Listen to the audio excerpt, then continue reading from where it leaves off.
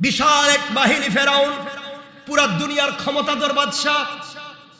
সে যখন জানতে পারলো বনি ইসরাইলকে নিয়ে মুসা চলে যাচ্ছেন মিশর থেকে সিরিয়ায়, খবর পাওয়ার পরে হাজার হাজার লক্ষ লক্ষ সেনাবাহিনী নিয়ে মুসা আলাইহিস সালামকে ধরবার জন্য বের হয়ে গেল। সূর্য উদয়ের সময় বনি ইসরাইলের কাছাকাছি এসে পড়ল। সারা রাত মুসা আলাইহিস সালাম তার বনি ইসরাইল নিয়ে সফর করলেন। সূর্য উদয় হয়ে যায়, সকাল হয়ে গিয়েছে, সূর্য উঠে যায় এমন সময়ে বনি ইসরাইলের পাশাপাশি ফেরাউনের বাহিনী চলে আসলো। একটা বর্ণনায় পাওয়া যায় 16 লক্ষের অধিক সৈন্য, আর বনি ইসরাইল শিশু মহিলা বাদ দিয়ে মাত্র 4 লক্ষ।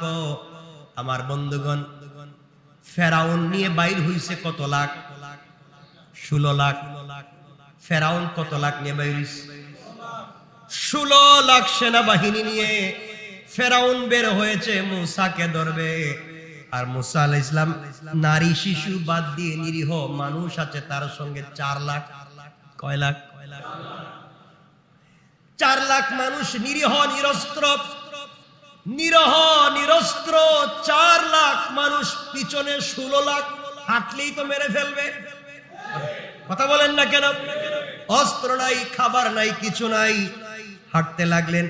আমার বন্ধুগণ, পিছনে ফেরাউনের বিশাল দাঙ্গাবাজ বাহিনী। বনি ইসরাইল দেখে ভয় পেয়ে গেল। মুসার কাছে গিয়ে বলছে, মুসা, তোমার কথায় ঘর বাড়ি ছেড়ে বের হলাম, যার ভয়ে যে আমাদেরকে মেরে ফেলবে, যার ভয়ে বের হয়েছি, সে আমাদের পিছনে চলে এসেছে। এখন কোথায় যাব? আমাদের যে যাওয়ার জায়গা নেই, আমাদেরকে মেরে ফেলবে। মুসা আলাইহিস সালাম চিন্তায় পড়ে গেলেন। আল্লাহ রাব্বুল ইজ্জতুল জালাল বুঝাতে চাইলেন, মুসা তুমি বলো হাসবি আল্লাহ, আল্লাহু আকবার, যা কিছু হোক আল্লাহ আমার জন্য যথেষ্ট, লা ইলাহা ইল্লা হুয়া আলাইহি তাওয়াক্কালতু ওয়া হুয়া রাব্বুল আরশিল আযীম। আরশে আজিমের মহান মালিক আল্লাহর উপরে ভরসা করে বের হয়ে গিয়েছি। 16 লক্ষ কেন, 16,000 লক্ষ কোটিও যদি হয়ে যায়, আমার আল্লাহ আমাকে হেফাজত করবেন। পড়েন সুবহানাল্লাহ। আবার বন্ধুগণ চলতে লাগলেন। ফেরাউন মুসার লোকেরা বলতে লাগলো, মুসা ধরা পড়ে যাব, কি করব? আমাদের পিছনে তো ফেরাউন চলে এসেছে, কি করব? সামনে যেতে লাগলেন। যেতে যেতে দেখেন সূর্য উদয় হয়ে যায়, পিছন দিকে ফেরাউন, সামনের দিকে বিশাল সমুদ্র। কই যাবেন? বনি ইসরাইল বলছে, মুসা এখন কোথায় যাব? পিছনে ফেরাউন, সামনে সমুদ্র, রাস্তা নাই, আমাদেরকে মেরে ফেলবে, আমরা কোথায় যাব? এই মুহূর্তে মুসা আলাইহিস সালাতু ওয়াস সালাম তার দলের লোকদেরকে সান্ত্বনা দিয়ে বললেন, কোনো চিন্তা করো না। কোরআনের ভাষায় তিনি বললেন, ক্বালা কাল্লা ইন্না মাইয়া রাব্বী সায়াহদিন। আল্লাহু আকবার বলেন, আর জোরে বলেন আল্লাহু আকবার। এত বড় বিপদে, পিছনে ফেরাউনের বাহিনী, সামনে বিশাল সমুদ্র, আর হযরত মুসা আলাইহিস সালাম বলছেন, কখনো নয়, আমাদের সঙ্গে আছেন আমাদের আল্লাহ, নিশ্চয় শীঘ্রই তিনি আমাদেরকে সঠিক পথ দেখাইয়া দেবেন। কি পরিমাণ বিশ্বাস! আমি এতটুকুনি বুঝাতে চাই, কি পরিমাণ বিশ্বাস থাকলে 16 লক্ষ সেনাবাহিনী পিছনে, সামনে বিশাল সমুদ্র, রাস্তা নাই, আর তিনি বলছেন ভয় পাওয়ার কোনো কারণ নাই, আল্লাহ আমাদেরকে রাস্তা দেখাবেন। সুবহানাল্লাহ, সুবহানাল্লাহ। এই বিশ্বাসটুকু আপনাদের ভিতরে জন্মাতে চাই। এটাই হচ্ছে আলোচনার মৌলিকত্ব। আমি এতটুকুনি আপনাদের কাছে বোঝাতে চাই। আমার বন্ধুগণ, মুসা আলাইহিস সালাম বলছেন, নিশ্চয় আল্লাহ আমাদেরকে পথ দেখাবেন। এদিকে ফেরাউন উত্তেজিত হয়ে গেল, রাগান্বিত হয়ে উত্তেজিত হয়ে, ঘোড়া নিয়ে, খচ্চর নিয়ে, গাদা নিয়ে, তরবারি নিয়ে, তীর নিয়ে, ধনুক নিয়ে, নেজা নিয়ে মুসা আলাইহিস সালামের বাহিনীকে হত্যা করবার জন্য যখন চলে এসেছে কাছাকাছি, এই কঠিন মুহূর্তে আল্লাহ পাক রব্বুল ইজ্জত ওয়াল জালাল মুসাকে কি নির্দেশ দিলেন দেখেন। মুসা যখন দেখলেন আর যাওয়ার জায়গা নাই, এখন একমাত্র কে আছেন? একমাত্র আল্লাহর দিকে ফিরে যাওয়া লাগবে। সামনে সমুদ্র, পিছনে বাহিনী, আর ভাগার জায়গা নাই। একমাত্র বাঁচাতে পারবেন অলৌকিক ভাবে আল্লাহ তাআলা। এবার আল্লাহ তাআলা ঘোষণা করে দিলেন মুসা আলাইহিস সালামকে। কোরআনে কারীমের 26 নম্বর সূরা শুআরা 63 নম্বর আয়াত থেকে আল্লাহ বললেন, ফাওহাইনা ইলা মুসা আন ইদরিব বিআসাকাল বাহরা ফানফালাকা ফাকানা কুল্লু ফিরকিন কাত-তাউদিল আযীম। আল্লাহ রাব্বুল ইজ্জত ওয়াল জালাল জানায় দিলেন, মুসার প্রতি ওহী করলাম, তোমার লাঠি দ্বারা সমুদ্রে আঘাত করো। তা বিভক্ত হয়ে প্রত্যেকটা ভাগ বিশাল বিশাল পাহাড় সদৃশ হয়ে গেল। আল্লাহ তাআলা বুঝাতে চাইলেন সমুদ্রের পানি চিরতরে দুই ভাগ হয়ে যাওয়ার মতো ছোট্ট একটা ঘটনা আল্লাহ বলতে চান। মুসা যখন দেখলেন কিছুই নাই, মুসার হাতে আছে একটা লাঠি, আল্লাহ বলেন, মুসা ওই লাঠি দিয়ে তুমি সাগরের মধ্যখানে তুমি আঘাত করো। পড়েন সুবহানাল্লাহ। চিন্তা করতে পারছেন? পিছনে ফেরাউনের বাহিনী, সামনে সাগর, রাস্তাঘাট নাই। আপনি একজনকে বলছেন, ভাই আমার পিছনে হাজার হাজার লোক আমারে পিটাচ্ছে, সামনে সাপ বিচ্ছু, কোথায় যাব? আপনি বললেন সামনে সাপ বিচ্ছু, সামনে গর্ত, সামনে আগুন, পিছনে তোমার বিরুদ্ধে লোক লাঠি ছুটা নিয়ে আসতেছে, তুমি আর কই যাইবা? এখানেই যা আছে সামনের দিকে যাও। পাগল বলবে না লোক? একজন লোক বলতেছে, ভাই পিছন দিকে হাজার হাজার লোক আমাকে মারবার জন্য আসতেছে, সামনে সাপ বিচ্ছু গর্ত, আমি কই যাইবো? আপনি বলেন একটা 5 টাকা দিয়ে পান কিনে বসে বসে খাও। সে আপনারা কি বলবে? আপনি দুষ্টামি করতেছেন না? যে আমি কি বিপদে আছি, হে আমার পান খাওয়ার ওয়াজ করতেছে। মুসা আল্লাহর কাছে বলছেন, আল্লাহ পিছনে ফেরাউনের বাহিনী আর সামনে সাগর, আমি কই যাব? আল্লাহ বলছেন, লাঠি আছে না? কাছে তো লাঠি দিয়ে পানিতে একটা বাড়ি দে। আল্লাহু আকবার। কোন যুক্তি ধরে না, অস্ত্র নাই, সেনাবাহিনী নাই, কিচ্ছু নাই, বাঁচবার পথ নাই। আমি আল্লাহর কাছে বলছি, আল্লাহ আমি যাব কই? আল্লাহ কো লাঠি দিয়ে পানিতে মারো। বলার কথা ছিল ফেরাউনের মাথায় মারো। কথা বলেন না? যুক্তি এটা না। যুক্তি হচ্ছে তুমি পিছনে ঘুরো, ফেরাউনের মাথায় একটা বাড়ি দাও। আল্লাহ কো পানিতে বাড়ি দাও। মুসা বনি ইসরাইল কি বলছেন, বনি ইসরাইল আল্লাহর কাছে বললাম কই যাব? আল্লাহ কো পানিতে বাড়ি দাও। হেরা কো খাইছে। এবার আল্লাহ কি শুরু করেছেন বুঝতেছেন? আমাদের যুক্তি ধরছে না, কিন্তু আল্লাহ বোঝাতে চান এটাই আমার হিকমত। আল্লাহু আকবার। আপনার যুক্তি ধরুক, আপনার বুঝে ধরুক আর না ধরুক, আল্লাহ সিদ্ধান্ত নেন। আপনি হয়তো বুঝেন নাই, দেরিতে হলেও বুঝলেন। ঠিক কিনা? আমার বন্ধুগণ, হযরতে মুসা আলাইহিস সালাম পানিতে আঘাত করলেন। কি করলেন? পানিতে আঘাত করলেন।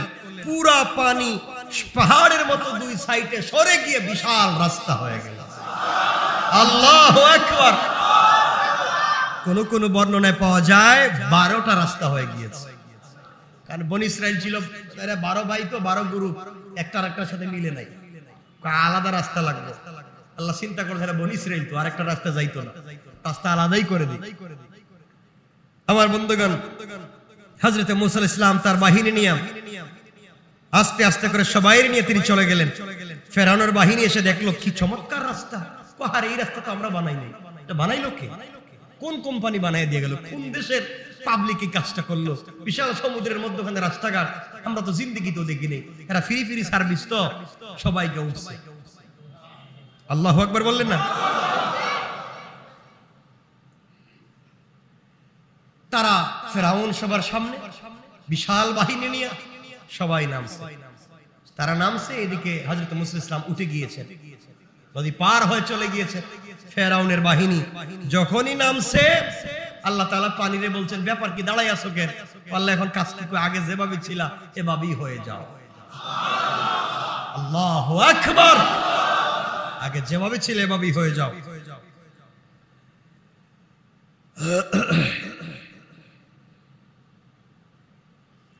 আল্লাহ আল্লাহ রাব্বুল ইজ্জত ওয়াল জালাল 44 নম্বর সূরা দুখানের 24 নম্বর আয়াত থেকে বললেন, ওয়াতরুকিল বাহরা রাহওয়া ইন্নাহুম জুনদুম মুগরাকুন। আল্লাহ রাব্বুল ইজ্জত ওয়াল জালাল সমুদ্রকে স্থির থাকতে দাও, ওরা এমন এক বাহিনী যা ডুবে মরবে, এই কথা বললেন। ফেরাউন সমুদ্রের মাঝ পথে যখন চলে আসলো, রাস্তা সুন্দর দেখতে পেয়ে তার দলবল নিয়ে রাস্তায় নেমে পড়ল। মুসাকে ধরার জন্য যেই নেমে পড়া রাস্তায় নেমে পড়লো, মানে দুই সাইড থেকে ফেরাউন এবং তার বাহিনীর উপর পানি ছড়াও হয়ে গেল। সমস্ত বাহিনী আল্লাহ পাকের গজবে ডুবে পড়ল। ফেরাউন মৃত্যুর সময় বলছিল কোরআনের ভাষায়, আল্লাহ পাকের ভাষায়, যখন দেখলো কি রে ব্যাপার, এত সুন্দর দেওয়াল দেখলাম, মধ্যখানে আসলাম, পানি দেখি উঠে গেল, সব ডুবে একবারে নাই, কি যে একটা মহাবিপদ। সে কেমন ক্ষমতাবান ছিল, নিজেরা কি বলতো বলেন না, শুধু আল্লাহ, আনা রব্বুকুমুল আলা, আমি সবার বড় আল্লাহ। এত আসতে বললেন, কত বড় অহংকার চিন্তা করেন, কত বড় অহংকারী, হে সবার বড় আল্লাহ। আল্লাহ বলে ঠিক আছে আয়, এবার নদীতে আয়, দেখি খেলা হবে। আয়, হাসেন কেন,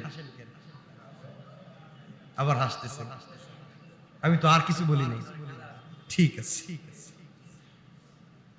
আমার বন্ধুগণ বলছে আয়, আল্লাহ বলছে নদীতে আয়, দেখি আয়। সে তো তার বিশাল বাহিনী নিয়ে, কার রাস্তা কার নদী খবর নাই, উঠছে, আল্লাহ পাক সব ডুবাই দিচ্ছে। এখন দেখছে সব তো মহা বিপদে পড়ছে, কি করবে এবার?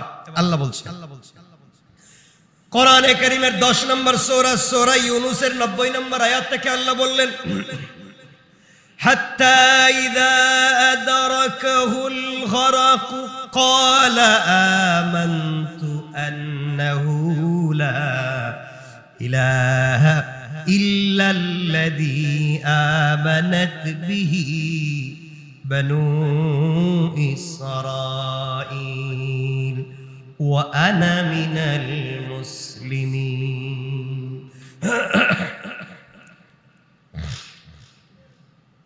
যখন সে দেখলো, কথাগুলো শুনেন, ফেরাউন যখন দেখলো আর কোনো পথ নাই, সবাই পানিতে হাবুডুবু খাচ্ছে, পানি খায়া যে কি মাছের মতো একটা ফুটকা মাছ, না কি মাছ কয়, ফুটকা মাছ, শুধু পেট দেখা যায় আর কিছু নেই। কি মাছ কয়? ফুটকাই। ফুটকা মাছের মতো মোটা হয়ে পড়ে রয়েছে, হাজার হাজার, তার 16 লক্ষ, সব শেষ। কোন অস্ত্র লাগছে, কোন তরবারি লাগছে, এমনি শেষ। হে চিন্তা করলো, আমি যাই কই, আমি তো আনা রব্বুকুমুল আলা, 16 লক্ষ কইতেছে, আনা রব্বুকুমুল আলা গেলা কই, বাঁচাও এখন। আমিও তো বাঁচতাছি না, আমি তো নিজেই বাঁচি না, আর তোমাদেরকে কেমনে বাঁচাই?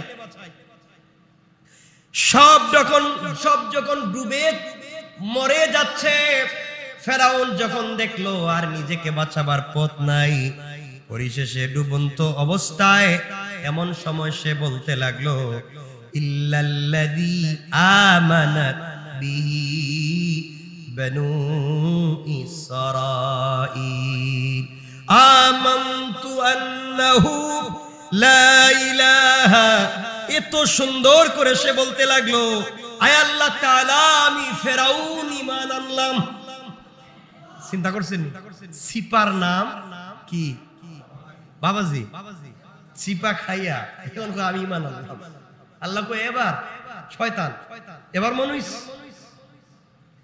ঈমান আনলাম শুধু বলতেছে না, দেখেন না কত সুন্দর করে বলতেছে।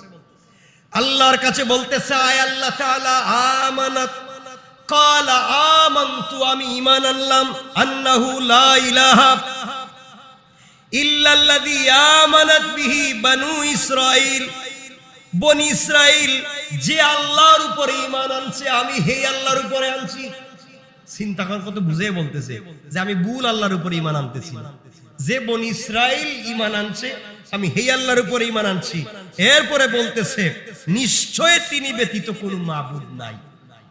চিন্তা করেন কত বড় শয়তান, কত সুন্দর করে কালিমা পড়তেছে। এত সুন্দর কালিমা পড়লেও কি আল্লাহ ছেড়ে দিবেন মনে করছেন? তাইলে কি মনে করছেন আপনারা? আপনারাও শুধু কালিমা পড়লে ছেড়ে দিব আল্লাহ। ফেরাউন কত সুন্দর করে বুঝিয়ে বলতেছে, আল্লাহ আমি ঈমান এনেছি, বনি ইসরাইল যেভাবে ঈমান এনেছে নিশ্চয়ই আপনি ব্যতীত আর কোনো মাবুদ নাই। এ কথা বলে শেষ করে নাই, সে নিজেরে বলতেছে আমি ফেরাউন আনা মিনাল মুসলিমিন, আমি মুসলমানদের অন্তর্ভুক্ত হয়ে গেলাম। সুবহানাল্লাহ কইতেছে কে রে? ওরে আল্লাহর সুবহানাল্লাহ। এখানে সুবহানাল্লাহর লাভ কিতা? ফেরাউন বলতেছে আমি এখন মুসলমানদের অন্তর্ভুক্ত। আল্লাহ কই এখন চিপা দিছি তো, এখন আমার নাম মনে হইছে, এতক্ষণ তো বহুত বড় বড় চিল্লাইছো। এজন্য আল্লাহ কাউকে ধরবার আগে সোজা হয়ে যাওয়া, ঠিক কিনা বলেন? মনে রাখবেন, যারা সমাজকে বিনষ্ট করে, যারা সমাজকে নোংরা পথে নিয়ে যায়, যারা অন্যায়কারীকে সমর্থন করে সমাজকে, দেশকে, পুরো জাতিকে ধ্বংস করতে চায়, তারা যদি সঠিক পথে না আসে আর আল্লাহ যদি কাউকে ধরে তার অস্তিত্ব নষ্ট করে আল্লাহ চাই না।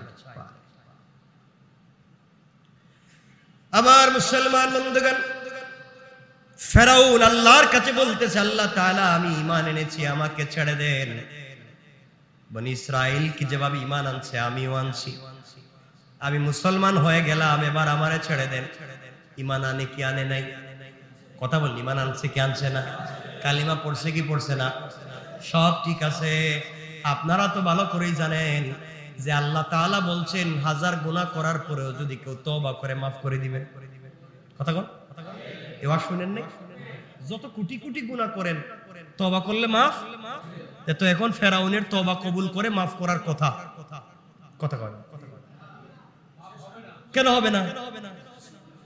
যে সময় হোক, এত এত সুন্দর কালিমা পড়ছে, আপনারা ওয়াজ শুনলেন যত গুনাহ করি তওবা করলে মাফ।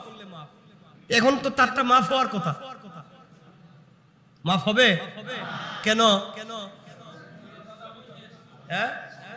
এত মানুষের গুমরা বানাইয়া, এত মানুষের জাহান্নামী বানাইয়া তুমি একা একা জান্নাতে যাইতে চাও, এই লাইন নাই আল্লাহ।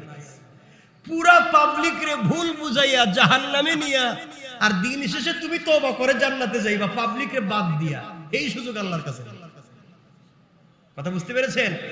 এই জন্য যদি আমি শুধু ভুল হই, আমি শুধু অন্যায় করি, আল্লাহ হয়তো আমাকে ক্ষমা করে দিবেন, কিন্তু আমার কারণে যদি আরো 1000 লোক ভুল পথে যায়, তাহলে আমার তওবার কাজ হবে। ফেরাউনের এই দশা। আল্লাহ রাব্বুল ইজ্জত ওয়াল জালাল কোরআনে কারীমের 10 নম্বর সূরা, সূরা ইউনূসের 91 থেকে 92 আয়াতে আল্লাহ তাআলা বলতে লাগলেন, আল আনা ওয়া ক্বাদ আসাইতা ক্বাবলু ওয়া কুনতা মিনাল মুফসিদিন। আল্লাহ রাব্বুল ইজ্জত ওয়াল জালাল বলছেন, ও ফেরাউন এতক্ষণে কি তোর হুঁশ হইছে? আল্লাহ বলছেন এতক্ষণে আলান, এখন তোর হুঁশ হইছে। ইতিপূর্বে তো তুমি অমান্য করেছো এবং অশান্তি সৃষ্টিকারীদের অন্তর্ভুক্ত তুমি ছিলে। সমাজে অশান্তি সৃষ্টি করেছো, নোংরামি সৃষ্টি করেছো। এত অন্যায় নোংরামি করে এখন তওবা করলে আর কাজ। এখন বুঝতে পারছেন নি আপনারা? কারণ আপনারা যদি, আমরাও যদি অশান্তি করি, নোংরামি করি, আর রাত্রে ঘুম থেকে উঠে কই আল্লাহ এখন তাহাজ্জুদের সময় মাফ করো, আল্লাহকে ঘটনা কি? ঘটনা কি এখন? এজন্য ভুলটা যদি শুধু আমার হয়, আমাকে মাফ করে দেওয়ার সম্ভাবনা আছে। আর ভুল যদি আমার কারণে 1000 মানুষের হয়, 1000 মানুষকে ভুল বুঝে বিপদে নিয়েছি, আমি তওবা করলে কাজ হবে না, 1000 মানুষকে ঠিক পথে আনতে হবে। এজন্য কথা খুব পরিষ্কার, কথা খুব চিন্তা করে বলতে হবে। আল্লাহ রাব্বুল ইজ্জত ওয়াল জালাল বললেন, শোন,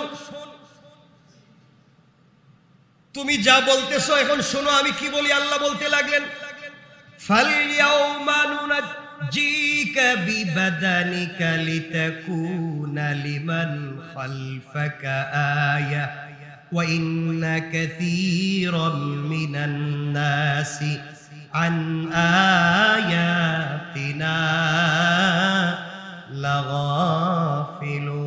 লাগাফিলুন। আল্লাহ রাব্বুল ইজ্জত ওয়াল জালাল বলছেন, আজ আমি তোমার দেহকে, তোমার বডিটাকে রক্ষা করব, যাতে তুমি তোমার পরবর্তীদের জন্য নিদর্শন হয়ে থাকো। আল্লাহ বলেন, ফেরাউন আজ থেকে তোর বডিকে আমি হেফাজত করব, তুই যে সমাজে নোংরামি করলে কি ধরনের শাস্তি আমি আল্লাহ দিতে পারি, এটা বুঝাবার জন্য, পৃথিবীর মানুষকে বুঝাবার জন্য তোমার বডিটাকে আমি আল্লাহ হেফাজত করব। আল্লাহ যেই কথা দিয়েছেন, আজ পর্যন্ত সত্যি সত্যি ফেরাউনের দেহ আজ পর্যন্ত পচে নাই, গলে আছে, পচে গলছে না, আছে।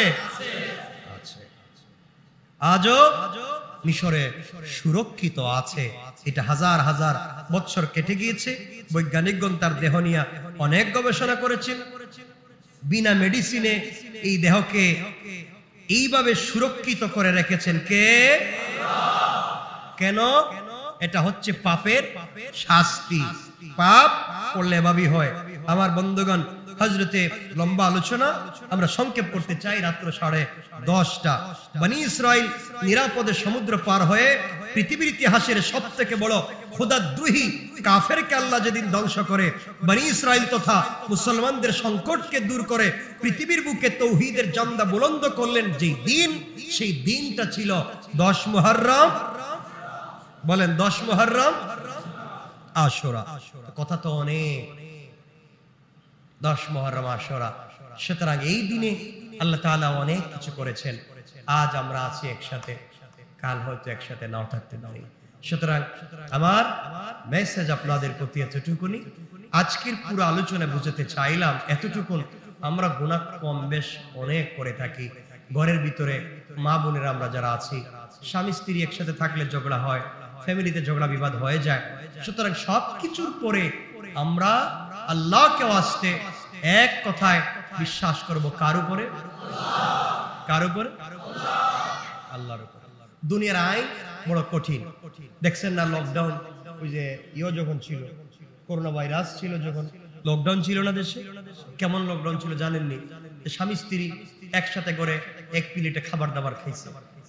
এক প্লেটে খায় নাই, আর খাইছে কইলা দেখেন, এক প্লেটে খাবার দাবার খেয়েছে, এক গ্লাসে পানি পান করেছে, এক বিছানায় রাত্রবেলা ঘুমাইছে, ঘুম থেকে উঠে দুজন গাড়ির সিটের দুই সাইডে বসছে। এই যে দূরত্ব বজায় রাখছে। কথা বলেন না কেন? এগুলো হয় নাই? এটা হচ্ছে দুনিয়া। এটা হচ্ছে দুনিয়া। ঘটনা কি? একসাথে থাকলো, একসাথে খাইলো, এক বিছানায় ঘুমাইলো, আর রাস্তায় বাইরে দুইজন দূরে দূরে। আল্লাহকে ঘটনা কি চিন্তা করছে? এগুলো হচ্ছে দুনিয়ার ল। আল্লাহ রাব্বুল ইজ্জতুল জালাল আমাদেরকে কিছু কোরআনিক ল দিয়েছেন, কোরআনিক ফর্মুলা দিয়েছেন, সেগুলো ফলো করে আমাদেরকে চলতে হবে। আল্লাহ আমাদের কবুল করুক, বলেন আমিন।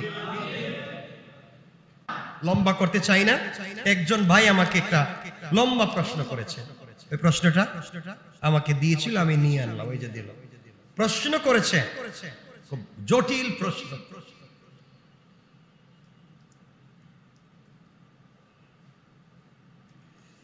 তিনি প্রশ্ন করেছেন, কি যে লেখছে,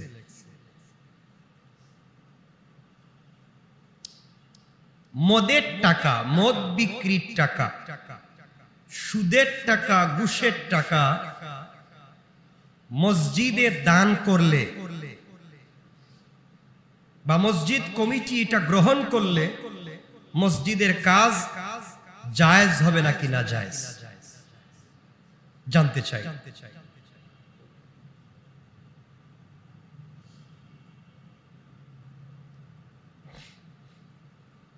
কথা কি বুঝতে পেরেছেন? ভাইয়ের প্রশ্ন হলো, মদ বিক্রির টাকা, সুদের টাকা, ঘুষের টাকা, এই টাকাগুলো যদি মসজিদে দান করে মসজিদের কোনো কাজে লাগানো যাবে কি না? আপনারা এক কথায়, আপনারা আগে উত্তর দিয়ে দেন। এক কথায় উত্তর, যাবে কি যাবে না? বলেন। যাবে না। আপনারা বলছেন। মনে রাখবেন, যেই জিনিস হারাম ইসলামের দৃষ্টিতে, যেই খাবার হারাম, তার বেচা কিনা হারাম, তার পয়সাও হারাম, এই পয়সায় ভালো কাজ করাও হারাম, একবারে হজ করাও হারাম। কথা বলেন। এখান থেকে আমি বলি, কোন মসজিদ কমিটি বা মসজিদ কর্তৃপক্ষ যদি জানে যে এই ব্যক্তির টাকা মদের টাকা, মদ ব্যবসার টাকা, হারাম টাকা, ঘুষের টাকা, সুদের টাকা, অথবা একজনকে চুরি করে ডাকাতি করে ঠকিয়ে এনেছে টাকা, এই টাকা যদি মসজিদে দান করে, যে দান করেছে সে মারাত্মক অন্যায় করেছে, যে গ্রহণ করেছে সে আরো বড় অন্যায় করেছে। কিন্তু সমস্যা হচ্ছে আজকালকে গ্রামগঞ্জে গেলে দেখবেন মসজিদ কমিটিতে যারা আছে এরা সব থেকে বড় বদমাইশ আর চুর। কথা বলেন না, গ্রামগঞ্জে গেলে আপনারা এটা পাবেন। গ্রামের সব থেকে বড় সর্দার সে হচ্ছে গ্রামে চান্দাবাজি করে, পাবলিককে ঠকাইয়া খায়, ঘুষ খাইয়া বিচার করে। কথা বলেন না কেন? ঘুষ খেয়ে বিচার করে, পাবলিকের জায়গা জমি দখল করে, মানুষের রাস্তাঘাট বন্ধ করে, মাস্তানি করে, চুরি করে টাকা মারে, মানুষের আমানত নষ্ট করে। এই সব কিছু যে মেরে খায় সে দেখবেন মসজিদের দায়িত্বশীল। এই ব্যক্তি যদি মসজিদের দায়িত্বশীল হয় তাহলে মদের টাকা যে ব্যক্তি দিতেছে তাহলে এমন ব্যক্তির কাছেই তো দিবে। সুতরাং আজকালকে সব জায়গায় মসজিদ মাদ্রাসার কমিটি বুঝবার আগে দেখবেন ও চুর, ডাকাত, বদমাইশ মানুষ ঠকিয়ে এনেছে কিনা এটা আমাদের জানা সব থেকে বড় দরকার। মনে রাখবেন। আরো বলছি, আপনি যদি জানেন হারাম লি আইনিহি, অরিজিনাল হারাম জানেন। আজকালকে দেখবেন অনেক মানুষ আছে মদের টাকা, আমি জানি আপনারা জানেন, আমি জানি এটা মদের টাকা, ওটা সুদের টাকা, ওটা ঘুষের টাকা, জানার পরেও মসজিদে রেখে বিশাল বড় সাইনবোর্ড লাগাইয়া, বিশাল বড় দেখবেন পিকচারিং করে, বিশাল বড় দাওয়াত করে, মানুষের খাওয়াইয়া বড় করে প্রোগ্রাম করে। একজন দুর্নীতিবাজ, একজন বদমাইশ, একজন সন্ত্রাস, একজন ডাকাত, একজন মদের ব্যবসায়ীর টাকা মসজিদ দিয়ে বিশাল অনুদান, বিশাল দাতা সাজাইয়া এভাবে সমাজটাকে নষ্ট করে দেওয়া হচ্ছে। মনে রাখবেন আল্লাহর ঘর পবিত্র, এখানে টাকা লাগবে পবিত্র। আল্লাহ বলেন নাই যে আমার ঘর সব ডিজাইন করো, খুব চমৎকার করো, ভাঙ্গাই থাকুক, কিন্তু কাজে লাগলে হালাল টাকাই লাগবে। হালাল টাকা না থাকলে হারাম টাকা দিয়ে সুন্দর করার সুযোগ, বলেন সুযোগ। আল্লাহ পাক রব্বুল ইজ্জতুল জালালের পবিত্র ঘর কাবা, আপনারা যারা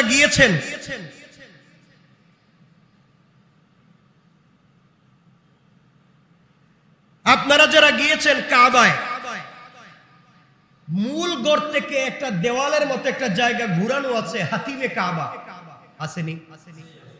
কথা বলেন না কেন? কেন এটার ইতিহাস জানেননি? বলতে পারবেন? এই ভাই বলতে পারবেন। এই যেভাবে ঘুরানো আছে দেওয়ালের মতো দেওয়া, মূল কালো ঘরটা থেকে ফাঁকা, জানা আছে কারো কেন এটা করা? যখন হযরতে নূহ আলাইহিস সালামের প্লাবনে সব ধ্বংস হয়ে গেল, ইব্রাহিম আলাইহিস সালাম এটাকে সংস্কার করলেন। রাসূল পাক সাল্লাল্লাহু আলাইহি ওয়াসাল্লামের বাপ দাদার সময় যখন আসলো, তখন ঘরটাকে সংস্কার করে বড় করার সিদ্ধান্ত হলো কাবা ঘর বড় করবেন। কিন্তু কাবা ঘর সংস্কার করে বড় করতে গেলে পয়সা লাগবে। কি লাগবে?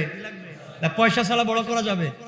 পয়সা লাগবে। তৎকালীন জমানার ওই সময়কার মানুষ, ওই সময়কার আবু জেহেলদের সময়কার মানুষ যখন কাবা ঘর সংস্কার করতে চাইলো, তখনও তারা বলছে এটা আল্লাহর ঘর, এখানে হারাম টাকা দিয়ে সংস্কার করা যাবে না। ওই হারাম টাকা দিয়ে সংস্কার করা যাবে না। কোটি কোটি টাকার মালিক ছিল, অনেক মানুষ কাবা ঘরে টাকা দিয়া ঘরকে বড় করতে চাইলো, কিন্তু ওই সময় হারাম টাকা লাগানো যাবে না বিদায় অর্ধেক দেওয়াল করে রাখা হয়েছে, এরপর হারাম টাকা দিয়ে ঘর করা হবে। আল্লাহু আকবার। চিন্তা করছেন এখন এইভাবে দেওয়ালটা আছে না? যে না আল্লাহর ঘরে এভাবেই থাকুক, অর্ধেক দেওয়াল থাকুক, ভাঙ্গাই থাকুক, এভাবেই নামাজ পড়বো, এরপরেও যাই না শুনে হারাম টাকা লাগাবো না। আজ আমাদেরকে প্রতিজ্ঞা করতে হবে আমরা মসজিদ মাদ্রাসায় হারাম টাকা লাগাবো। যারা লাগায় হারাম টাকা, যারা মসজিদ মাদ্রাসায় লাগায় আর হারাম যারা দান করে, এদেরকে যারা ইনভাইট করে, দাওয়াত করে, বিশাল অবস্থান তৈরি করে, যারা এই সমস্ত কাজ করে, এরা হচ্ছে এই সমাজের সবথেকে খারাপ মানুষ। ঠিক কিনা? খারাপ। মনে রাখবেন কেন বলছি, আমার কথাগুলো শুনেন। বুখারীর সহিহ riwayat, বুখারী সহিহ riwayat, আল্লাহ হচ্ছেন ইন্নাল্লাহ তাইয়্যিব, আল্লাহ হচ্ছেন পবিত্র, লা ইয়াকবালু ইল্লা তাইয়্যিবা, আল্লাহ অপবিত্র কোন জিনিস গ্রহণ করেন না, কবুল করেন না। আল্লাহ পবিত্র, পবিত্র ছাড়া কোন জিনিস কবুল করেন না। ঘর আল্লাহর, যা হবে পবিত্র হবে, অপবিত্র কোন জিনিস দিয়া ঘর সাজিয়ে কোনো লাভ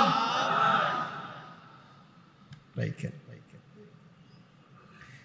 আরেকটু শোনেন, ইন্নাল্লাহ ইযা হাররামা শাই হাররামা সামান, যে জিনিস হারাম, ছোট হোক বড় হোক, যে জিনিস, বলেন না, যে জিনিস হারাম তার বেচা কিনা হারাম। ইসলামিক দৃষ্টিতে আমরা আলোচনা করতেছি কোরআন হাদিসে, ইসলামিক দৃষ্টিতে যে জিনিস হারাম তার বেচা কিনা, তার টাকা পয়সা।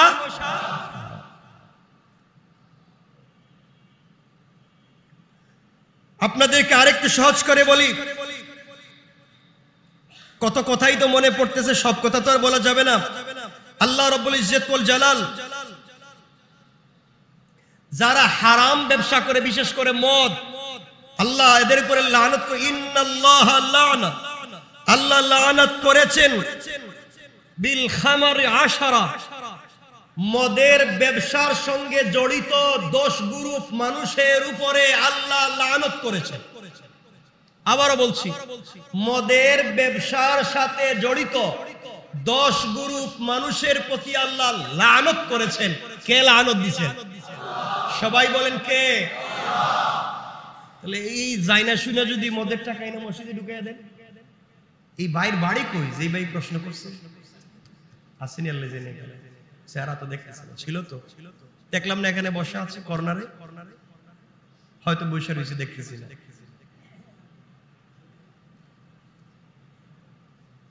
শুনেন কি বলতেছিলাম, কয় গ্রুপ মানুষ? মদের সাথে সংশ্লিষ্ট 10 গ্রুপ মানুষের উপরে লানত দিয়েছেন কে? যে মদ বানায়, যে মদ বানায়, যে বানাতে সহযোগিতা করে, যে বিক্রি করে, যার কাছে বিক্রি করে, যে নিয়া দেয়, যার কাছে বসে, যে দোকানে বিক্রি হয়, যে খায়, যে খাওয়ায়, যে সহযোগিতা করে, এভাবে 10 গ্রুপ লুপের উপরে আল্লাহ বলছেন আমার লানা। এরপর আল্লাহ বলেছেন পৃথিবীর সকল অপরাধের মা হচ্ছে এই মাদক। ঠিক কিনা বলেন? পৃথিবীর সকল অপরাধের মা হচ্ছে মাদক। আর মাদককে সরকার বলছে জিরো টলারেন্স। আর এই মাদককে আমরা বলছি মাদককে না বলুন, মদকে না বলুন, মাদককে না বলুন। এরপরে মদ, আর কি বলেন, ইয়াবা, বাবা, এগুলোর নামও তো জানি না, ফেন্সিডিল, এগুলাকে না বলুন। এরপরে এগুলা যারা ব্যবসা করে, এগুলা যারা জাইরা শুনে বিক্রি করে, এই টাকা যারা মসজিদে লাগাতে চায়, এরা দেশের দুশ্মন, জাতির দুশ্মন, মুসলমানদের দুশ্মন। ঠিক কিনা বলেন?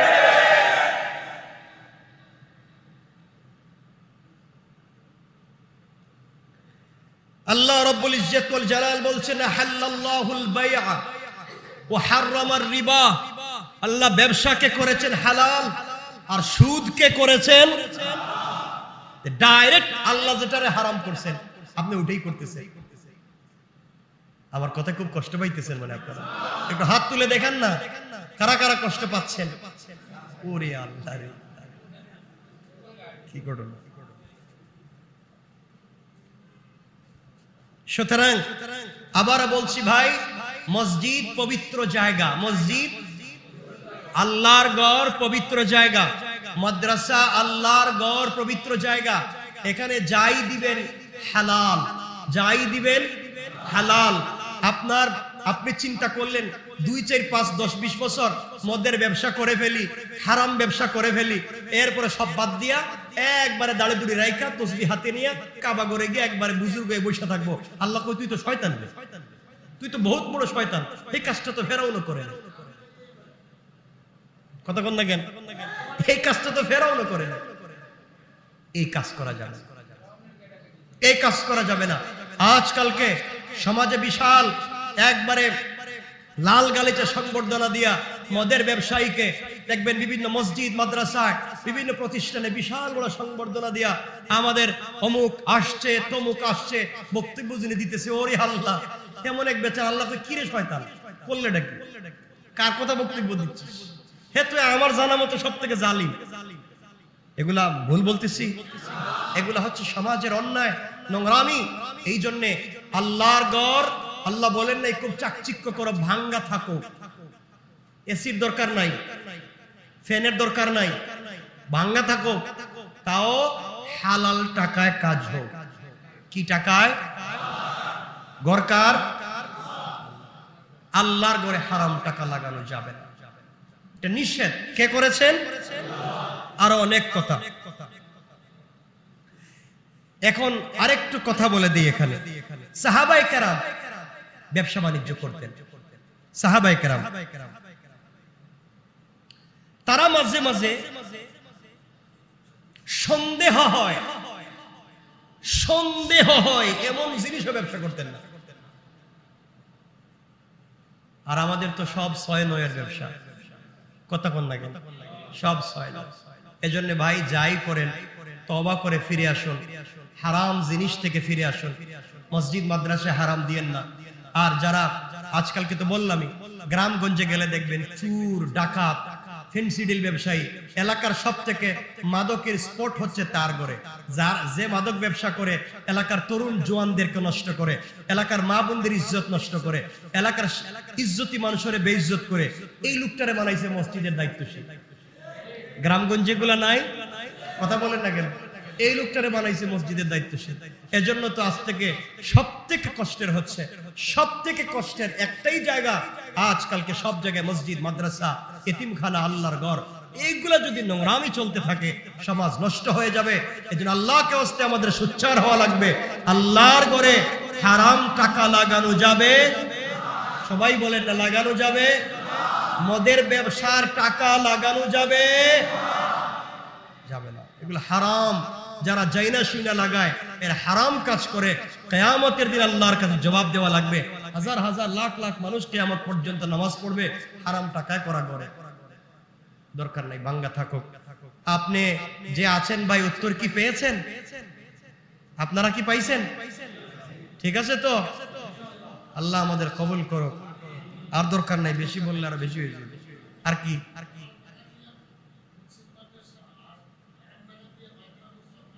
কোনটাই করা যাবে না, পায়খানা প্রস্রাব কি কোন জিনিস করা যাবে না।